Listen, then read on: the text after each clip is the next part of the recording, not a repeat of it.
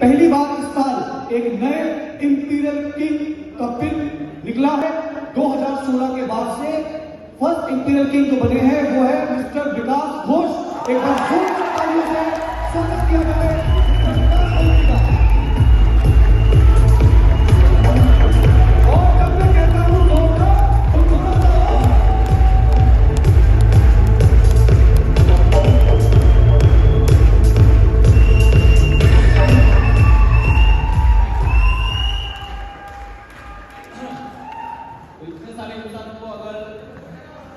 इतने सारे इंसानों का प्यार में अगर दिल गदगद हो जाए तो मन से सिर्फ एक ही आवाज निकलता है, एक ही शब्द निकलता है, उसे कहते हैं शुक्रिया। तो भगवान को जो जन्म दिया, माँ बाप, company, smart value management, associate, हर एक टीम का एसोसिएट, स्मार्ट वैल्यू का हर एक एसोसिएट, सबको सिर्फ एक ही चीज बोलना है दिल से, शुक्रिया। टाइम बहुत कम दिया गया है, 5 मिनट के अंदर। तो अपना अगर कहानी बताना चाहूँ तो एक शायरी से बताना चाहूंगा कि इस छोटी सी जिंदगी में मैंने भी बहुत से जिंदगी के ढंग देखे हैं। कभी धूप, कभी छाव, कभी बारिशों के संग देखे हैं, और कभी कभार बदलते परिस्थितियों के साथ इंसानों के बदलते रंग भी देखे हैं। एक टाइम मेरा भी था जब हम मायूस हुआ करते थे और अपने दुखों का गीत लोगों को बताया करते थे, और कभी कभार जज्बातों में आगे आंसू बहाया करते थे। फिर जिंदगी ने एक मोड़ ले लिया, हमने अपने दुखों को गीत लोगों को बताना छोड़ दिया। अभी हम सिर्फ दूसरों की जिंदगी में खुशियों के बीच बोते हैं, क्योंकि महान वही होते हैं जो इस जिंदगी में दूसरों के लिए जी लेते हैं। नंबर 1 में हमने देखा है, हम जानते हैं, इतना प्रेजेंटेशन दिखाया जाए ना भी जाए, मैंने 10 साल में एक चीज देखा है, बहुत सारे कंपनियों को देखा है, बहुत सारे कंपनी का प्लान शो देखा है, लेकिन मैं दिल से एक बात करना चाहूंगा। मैं जो देखा हमने स्मार्ट वैल्यू का ज्यादातर एसोसिएट, अगर परसेंटेज वाइज देखा जाए, ज्यादातर एसोसिएट दूसरे कंपनी वालों से थोड़ा अलग है, क्योंकि स्मार्ट वैल्यू में हम लोग स्मार्ट वैल्यू के साथ इमोशनली कनेक्टेड होते हैं। और मैंने भी बहुत सारे प्लान शो देखे जहां पे बहुत कोई आके बोलते हैं हम लोगों का कंपनी नंबर 1 है, हम लोगों का कंपनी का टर्नओवर है। मैं सिर्फ एक ही बात कहना चाहूंगा, मेरा दिल का बात है, स्मार्ट वैल्यू इसलिए मत करना। स्मार्ट वैल्यू में इसलिए नहीं करता हूं क्योंकि स्मार्ट वैल्यू नंबर 1 है, स्मार्ट वैल्यू में इसलिए करता हूं क्योंकि स्मार्ट वैल्यू मेरे लिए नंबर 1 है। हम अपनी मम्मी को इसलिए प्यार नहीं करते क्योंकि वो दुनिया भर में सबसे नंबर 1 रैंकिंग में आता है। हम अपनी मम्मी को इसलिए प्यार करते हैं क्योंकि उन्होंने मुझे बनाया है। स्मार्ट वैल्यू हमको बनाया है। अगर नेटवर्क मार्केटिंग समझ में आया है तो स्मार्ट वैल्यू की वजह से समझ में, अगर कुछ बोल पाते हैं तो स्मार्ट वैल्यू की वजह से बोल पाते हैं। गद्दारी कभी करना नहीं है, क्योंकि इस दुनिया में किसी भी जंग अगर आपको जीतना है तो एक ही चीज से जीतना होगा, वो है धर्म का रास्ता। एक दफा एक मैसेज जो हर एक इंसान के लिए जरूरत है। एक दफा महाभारत के युद्ध में कर्ण के साथ कृष्ण का संवाद हुआ। वहां पे कर्ण जब रोते हुए कृष्ण को बोलता है कि क्यों आज मुझे दंडित किया जा रहा है, तब कृष्ण बोलता है कि तुमने अधर्म किया कर्ण, इतना समर्थ होते हुए भी तुमने अधर्म किया है। तब कर्ण कृष्ण से बोलता है कि मेरी मम्मी ने मुझे उसी वक्त छोड़ दिया जब मैं पैदा हुआ। इसमें मेरी क्या गलती थी कि मैं एक नाजायज बच्चे के रूप में पैदा हुआ था। मुझे शिक्षा नहीं मिली क्योंकि मैं शूद्र के घर में पैदा हुआ। मुझे कभी शिक्षा नहीं दिया गया, समाज में ठुकराया, अपमान किया। गुरु द्रोण ने मुझे शिक्षा नहीं दी क्योंकि मैं क्षत्रिय नहीं था। मुझे शिक्षा लेने के लिए झूठ का सहारा लेना पड़ा, लेकिन वहां पे भी मुझे विशाल लेवल का विश्वास मिला परशुराम से। आप बताओ बाबा, इसमें मेरी क्या गलती थी? मेरी माँ ने भी मुझे उसी सजा के सच बताया जब उन्हें बाकी बच्चों को बचाना था, मुझे नहीं बचाना था। आज मुझे जो कुछ भी मिला सिर्फ दुर्योधन के कारण मिला। अगर मैं दुर्योधन के साथ हूं तो मैं कहां गलत हूं, मैं कहां अधर्मी हूं? तो भगवान कृष्ण उसको बताता है जिंदगी किसी का गुलाबों के फूलों से सजा नहीं होता, हर किसी के जिंदगी में चुनौतियां होती है। मैंने कारागार में पैदा हुआ, कारागार में पैदा होने से पहले मुझे मारने की कोशिश किया गया। मैंने भी अपने माँ बाप को छोड़ना पड़ा। तुम तो उस लड़की से शादी किए जिसको तुम चाहते थे, मैं जिसको चाहता था उससे मेरा मिलाप नहीं हुआ। मुझे तो सिर्फ वही मिली जो मुझे चाहती थी, या तो जिसको मैंने राक्षस से बताया। तुम्हें तो धनुर्विद्या मिली, मुझे ना विद्या मिली, ना सेना मिला, ना राजत्व मिला। मुझे कुछ नहीं मिला। सिर्फ क्या मिला? जन्म के बाद ही मुझे सिर्फ मिला एक झुंड गाय और गोबर। मुझे कुछ नहीं था। आज अगर कौरव जीतते हैं तो कर्ण मुझे श्रेय मिलेगा। मिलता है, सिर्फ मिलेगा युद्ध, सिर्फ मिलेगा लांछन, सिर्फ मिलेगा अपमान और सिर्फ मिलेगा अभिशाप। किसी का जिंदगी गुलाबों से फूलों से जैसा नहीं होता, हर किसी के जिंदगी में चुनौतियां होती है। युधिष्ठिर के जिंदगी में भी चुनौतियां था, दुर्योधन के जिंदगी में भी चुनौतियां थे, सबके जिंदगी में चुनौतियां होती है। लेकिन इससे कुछ फर्क नहीं पड़ता आपके साथ कितने अनुचितताएं हुई, कितना अपमान हुए, कितना बार वंचित किए गए, इससे कुछ फर्क नहीं पड़ता। फर्क चीज एक ही चीज से पड़ता है, आपने क्या किया। आप सही थे, आप सही थे कि नहीं, आपने धर्म का साथ दिया कि नहीं। जो धर्म के साथ रहेगा वो ही एंड तक जीतेगा।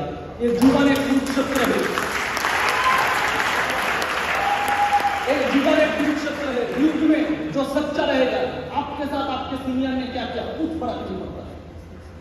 आपका बिजनेस में कितना दिन हुआ, कुछ फर्क नहीं पड़ता। आपको सम्मान मिला कि नहीं, कुछ फर्क नहीं पड़ता। पहला साल, दूसरा साल, तीसरा साल, चौथा साल, पांचवा साल हम लोगों ने सिर्फ रिकॉग्निशन पे जाके ताली मारा, पिन नहीं मिला। लेकिन सपना क्या था, सपना था स्मार्ट वैल्यू का लीडर के देख के सपना पैदा हुआ कि एक अलग जिंदगी है, हम जहां पे खड़े होंगे बाकी लीडर एक तरफ, हम एक तरफ, ऐसा एक सपना था। लेकिन दिन गुजरता गया, साल गुजरते गए, तब अंदर से टूटते गए। तब एक समय आया भगवान से बात किया कि शायद मुझे वो जिंदगी नहीं मिलेगा, शायद मुझे वो पहचान नहीं मिलेगा, शायद मुझे कोई पहचानेगा नहीं, शायद मैं कभी प्राउड बन ही नहीं पाऊंगा। तब दिल से ही आवाज आया कि कोई कुछ नहीं चाहिए, कोई मुझे पहचाने ना पहचाने, मैं करोड़पति बनूं ना बनूं, स्मार्ट वैल्यू में खो जाओ, कुछ फर्क नहीं पड़ता, पीछे बैठूंगा लेकिन दिल से एक चीज जानूंगा कि स्मार्ट वैल्यू में अगर सच्चा दिल वाला कोई होए, हम दिल से जानना चाहिए। तो दिल से जानना है स्मार्ट वैल्यू का सही से मैं हूं। क्यों? क्योंकि स्मार्ट वैल्यू में जिसको गाड़ी मिला वो स्मार्ट वैल्यू करेगा, वो यहाँ पे आके जय जय कर करेगा, एक मामूली बात है। स्मार्ट वैल्यू में जिसका फ्लैट हो गया है वो यहाँ पे आके जय जय कर करेगा, वो मामूली बात है। स्मार्ट वैल्यू में 5 साल में करोड़पति यहाँ पे आके जय जय कर करेगा, वो मामूली बात है। 5 साल में कुछ नहीं मिलेगा, फिर भी वहां पे बैठ के दिल से बोलूंगा, मरते दम तक स्मार्ट वैल्यू करना है।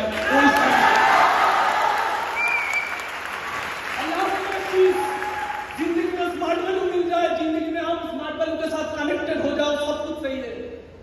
मैं स्मार्ट वैल्यू इसलिए नहीं करता क्योंकि मैं स्मार्ट वैल्यू नंबर 1 लिस्ट में है। मैं स्मार्ट वैल्यू इसलिए करता हूं क्योंकि स्मार्ट वैल्यू मेरे लिए नंबर 1 है।